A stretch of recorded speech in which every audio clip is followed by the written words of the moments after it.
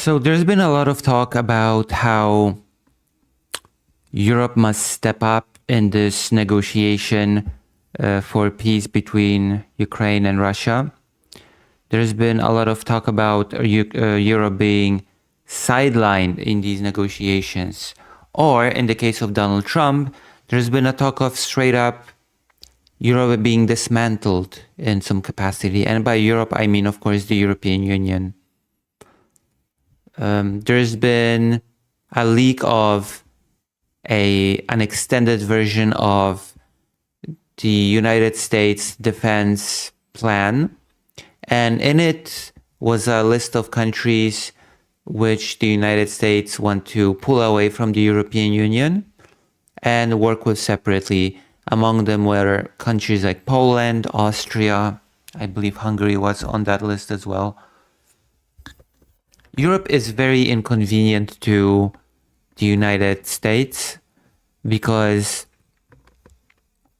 Trump does not really care about the conflict. Trump, believe it or not, even though he says it on every single occasion, does not care about the killing. He definitely has not been working hard to provide Ukraine with the means to defend itself against the attacks on the civilian population that Russia has been conducting every single day.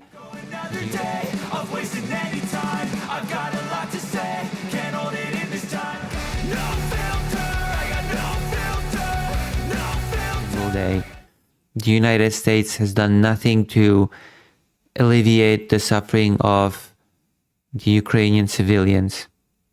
So I definitely do not believe that Trump cares in any capacity about the suffering and the death of people in this war.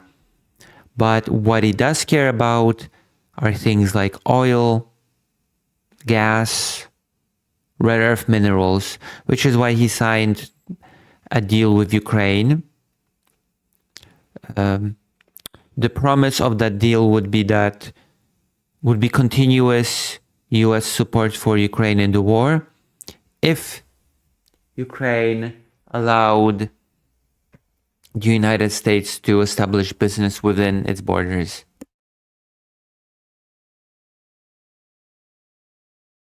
This whole thing has been treated by the United States as a business venture. Trump does not even hide the fact that the current negotiation is like a real estate deal times 1,000. He treats Ukrainian territory as just real estate to be traded in for the sake of doing future business. And that future business is primarily rare earth minerals deal with Russia. Because Russia has 10% of all rare earth minerals deposits in the world, but only exports 1% because of its very bad capacity of extraction and refinement. And that is something that the United States can provide for Russia, provided that they can do business together. And in order to get to that stage, Trump has to get through an obstacle. And that obstacle is the pesky war that he has promised to solve within the 24 hours period, or even faster, if you remember some of his accounts during the campaign.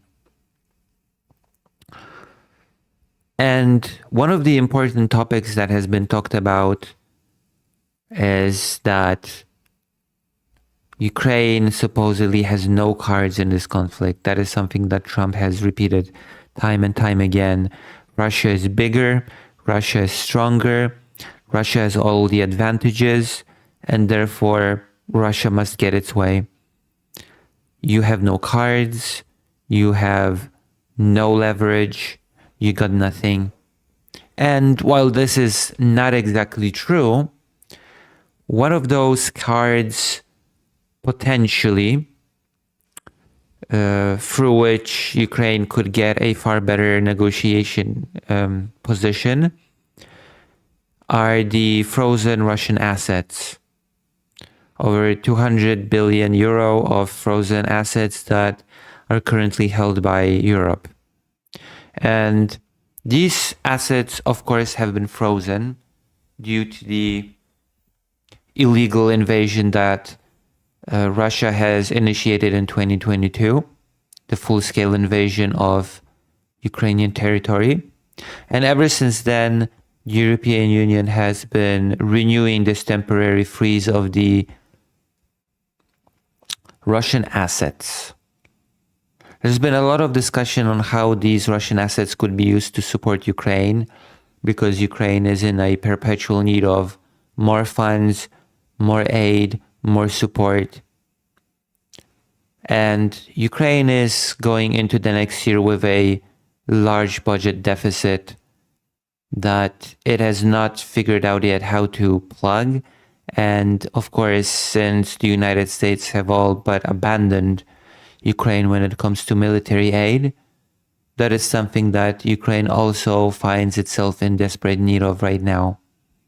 And this is where the European Union enters with its idea of taking the Russian funds that are frozen and using them to give Ukraine a loan of about 140 billion, which would allow Ukraine to continue functioning as well as for its military needs. Now, this is an initiative that has been blocked by Belgium due to legal concerns of what will happen if this will go to court. What will happen if this will be deemed illegal, an illegal confiscation of funds? What will happen if Belgium will be forced to immediately give that money back, to give back the amount that will be lended to Ukraine, along with other penal payments? Will Europe take any of that risk upon itself? It's been a long discussion. In addition, countries like Slovakia and Hungary have been doing all that they can to block the initiative, because those are the countries within the European Union that are straight up pro-Russia and go against Ukraine in this conflict. Hungary goes as much as to say that it will never allow Ukraine to join the European Union. That's something that it will never allow to happen.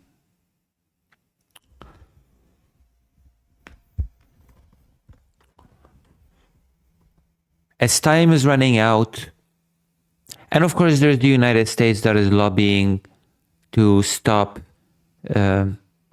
this project of lending Ukraine money, because Trump says that the frozen assets will be needed for the peace plan that he's trying to force on Ukraine.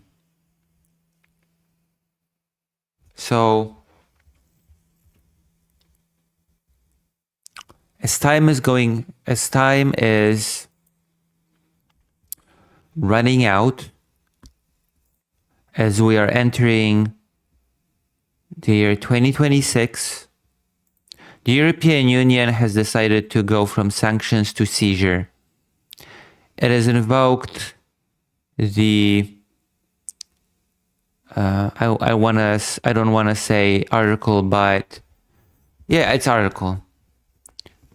The European Union has invoked Article 122 of the EU Treaty, an emergency provision that allows measures to be passed by a qualified majority to vote. A majority that voted for the seizure of the Russian funds, and that seizure is for permanent. This shift from a temporary sanction to a permanent financial instrument is enabled by invoking Article 122. The legal pivot specifically neutralizes the veto power of Moscow-aligned members like Hungary and Slovakia. Interestingly enough, there was a big fear that under the new government, the Czech Republic would also join this group of countries, but it seems like Slovakia has decided to take on a much more neutral stance when it comes to the conflict.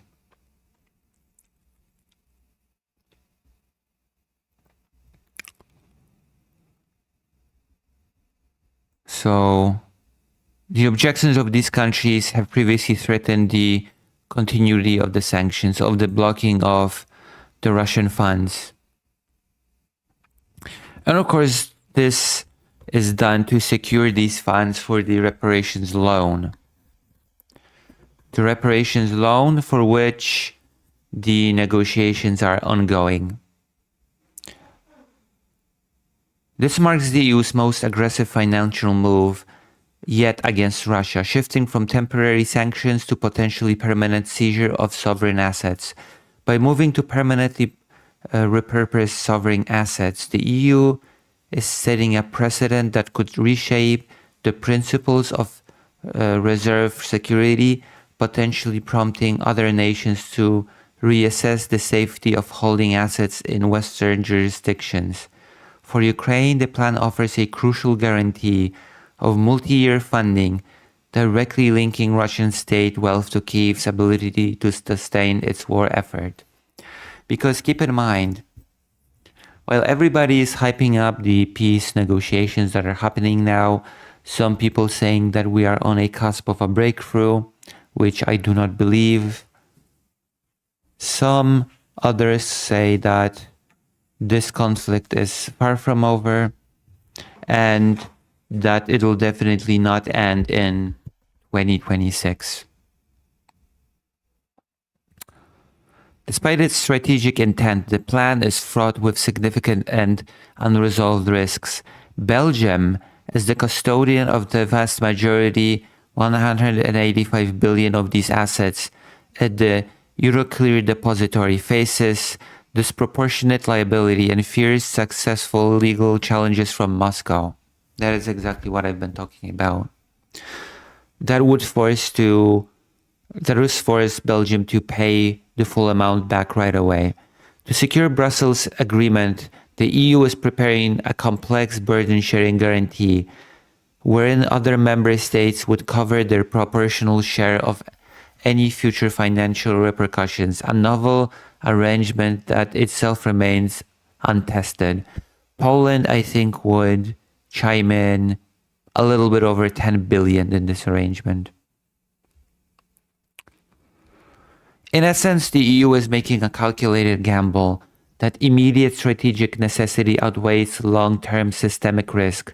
By choosing decisive action over caution, the bloc is betting that securing Ukraine's financial stability for the coming years justifies potentially rewriting the informal rules of financial warfare and global reserve security.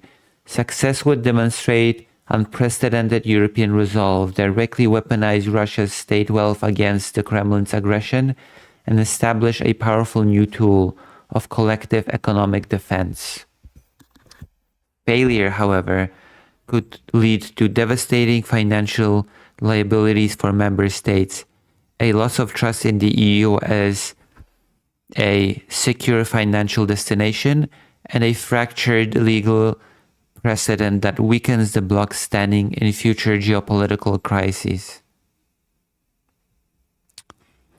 So, as you can see, this just speaks to a very difficult position that Ukraine has found itself in.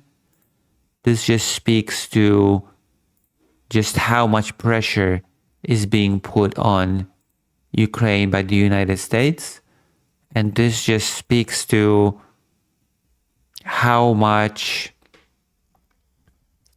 Ukraine is depending on the European Union right now to not be forced into a peace that is simply unjust.